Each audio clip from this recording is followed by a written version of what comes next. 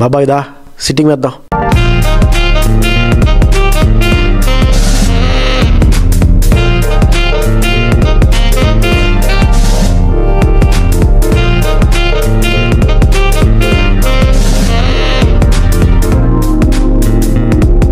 This is Vizag Fun Talks. It's not a podcast, it's a fun cast. నమస్తే women's cricket fans అందరి కోసం ఈ podcast చేస్తున్నాను.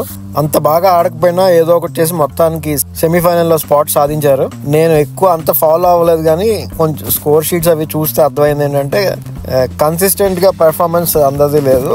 Especially captain Harman Preet కౌర్ది అంతగా అసలు పెర్ఫార్మెన్స్ లేదు ఇప్పటికి వచ్చి. తను బౌలింగ్ కూడా పెద్దగా చేయట్లేదు. మరి సెమీఫైనల్లో ఒక అద్భుతమైన ప్రదర్శన చూపిస్తారని ఆశిద్దాం.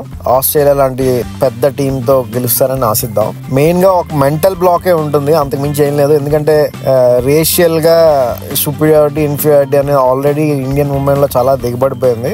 సో అది అధిగమించలేకపోతున్నారేమో అని నా ఉద్దేశం. ఇంకా మెన్స్ క్రికెట్ కి వస్తే వన్ డే క్రికెట్ లో రోకో ఫ్యాన్స్ కి చాలా ఇంకా పట్టలేనంత ఆనందంగా ఉంటుంది. వాళ్ళిద్దరూ కలిసి ఒక మ్యాచ్ గెలిపించారు, మంచి ఫామ్ లో కూడా ఉన్నట్టు అనిపించారు. సో వన్ డే లో వాళ్ళు రిటైర్ అయితే తప్ప డ్రాప్ చేసే ప్రసక్తి లేదని నాకు క్లియర్ గా తెలుస్తున్నది.